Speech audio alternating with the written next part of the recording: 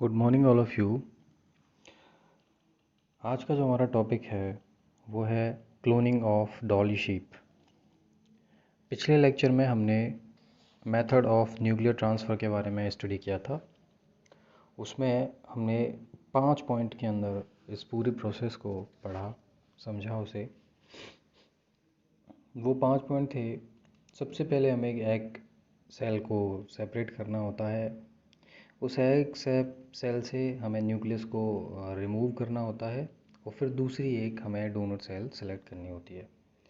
तो हमने सारे स्टेप्स को विद डायग्राम स्टडी किया था।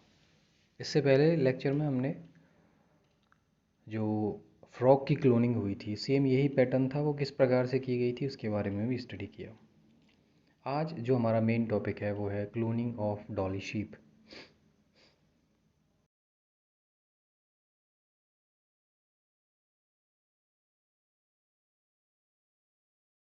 पहले मैं आपको इसकी कुछ हिस्ट्री के बारे में बात करना चाहूँगा।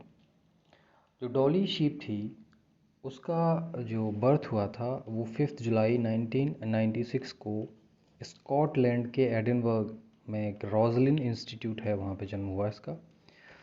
डॉली क्लोनिंग से उत्पन्न होने वाली ये पहली जीव नहीं थी, बल्कि वह क्लोनिंग से उत्पन्न होने वाली पहली मैमल थी। क्योंकि क्लोनिंग से पहले भी और जीव उत्पन्न हो चुके थे, लेकिन मैमल की बात करें तो क्लोनिंग सबसे पहले डॉली शीप की हुई थी। इससे पहले गुडन ने भी मेंढक में क्लोनिंग करके सफलता प्राप्त की थी, हमने पढ़ा था उसके बारे में। इयान विल्मट ने 1995 में 3 भेड़ों को क्लोन किया था। डॉली का चर्चा में रहने का कारण यह था कि वो पहली ऐसी मैमल थी जिसे हम कह सकते हैं एडल्ट की सेल लेके क्लोन किया गया था, जबकि उससे पहले जितनी भी मैमल्स थी वो कोशिकाएं एम्ब्रायोनिक स्टेम सेल्स से ली गई थी, जबकि डॉली की जो डोनर सेल थी वो उसकी एक एडल्ट एक सोमेटिक सेल थी, उससे हमने क्लोनिंग करी थी। इसको उत्पन्न करने वाले दल का नेतृत्व इयान विल्मट ने किया। उन्होंने एक फिन डॉर्सेट भेड़ की मेमरी ग्लैंड से लगभग 200 से अधिक कोशिकाएं लीं। तो इसमें आप देख सकते हैं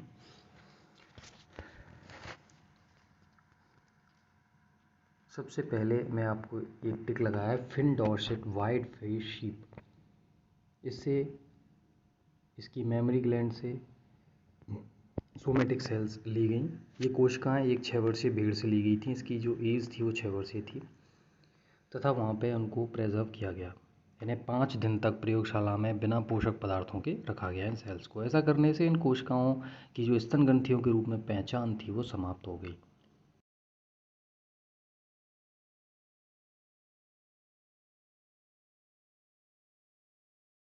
को टिक किया गया वो है Finn Dorset white face sheep, जिससे कि अडर सेल्स ली गई, स्तन ग्रंथि की कोशिकाएं उससे प्राप्त की गई।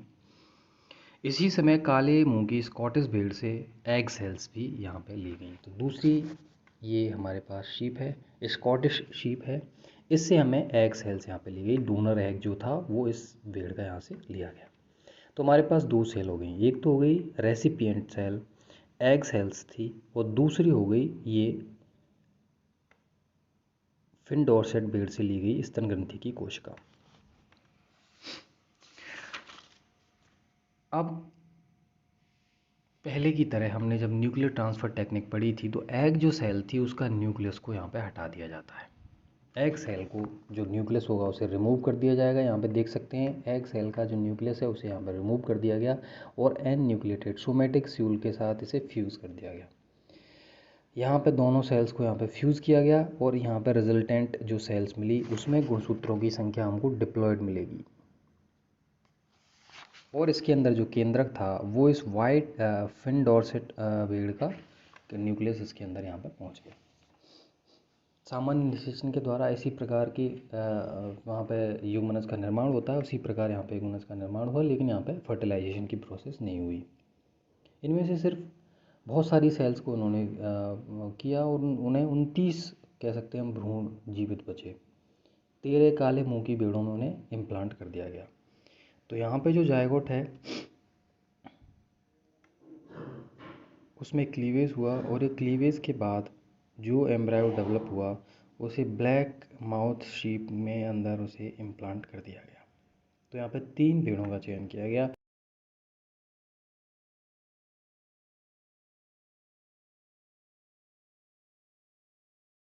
ब्लैक माउथ शीप का उपयोग यहाँ पे किया गया, जिसके अंदर उस भ्रूण का परिवर्धन किया गया, उसे ग्रो किया गया। इन 3 भेड़ों का लेने का मतलब ये था कि बनने वाला जो भ्रूण होगा, उत्पन्न होने वाली संतति होगी, उसे पहचाना जा सके आसानी से कि उसके लक्षण किससे मैच करते हैं। इसीलिए 3 अलग अलग लक्षणों वाली, मॉर्फोलॉजिकल कैरेक्टर्स वाली यहाँ पे भेड़ का उपयोग किया गया। संकलन के 148 दिन बाद 5 जुलाई 1996 को एक काले मुंह की भेड़ ने एक मादा भेड़ को जन्म दिया, जिसका नाम स्थानीय गायिका डॉली पैटर्न के नाम से डॉली रखा गया। डॉली भेड़ के जन्म के समय एकदम सामान्य थी। इसका वजन 6.6 किलोग्राम था। क्लोनिंग में विल्मट का सहयोग पीपीएल फार्मास्यूटिकल्स के निदेशक कीथ कैम्पबेल ने किया था। जिस भेड़ ने डॉली की कोशिका ली गई थी, उसकी मृत्यु डॉली के जन्म से पहले हो चुकी थी, क्योंकि उसकी एज कितनी थी, 6 ईयर्स की थी। इस तरह से जो वाइट फेस शीप यहाँ पे मिली, डॉली से उत्पन्न जो भेड़ हुई, वो किससे बिल्कुल मैच करेगी? वो fin Dorset white face sheep इससे मैच करेगी, क्योंकि पूरा जो न्यूक्लियर मटेरियल लिया गया था वो इसी से लिया गया था। और यहाँ पे एक सक्सेसफुल मैमल की क्लोनिंग को संपन्न किया गया इस न्यूक्लियर ट्रांसफ़र टेक्निक के द्वारा। तो आप देख सकते हैं यहाँ पे कि 3 भेड़ों से किस प्रकार से इस पूरी प्रक्रिया को अंजाम दिया गया।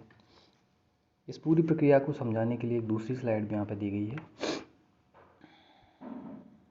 यहाँ पे देख सकते हैं आप, how to generate Dolly. Step first, udder cell were taken from a donor sheep cell where they then cultured to switch off their gene and become dormant. Unfertilized egg shell was taken from another sheep. The nucleus was removed, leaving an empty egg.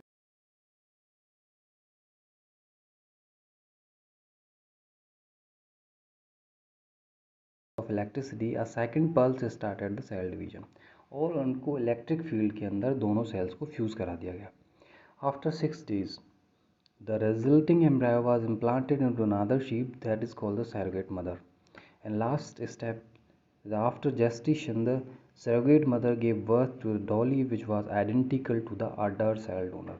बिल्कुल कैसी थी? बिल्कुल identical थी, जहाँ से कि अडर sales की कोशिकाएं ली गई थी उसके बिल्कुल आइडेंटिकल थी। इस तरह से आप देख सकते हैं कि न्यूक्लियर ट्रांसफ़र टेक्निक के द्वारा डॉली भेड़ का जन्म हुआ।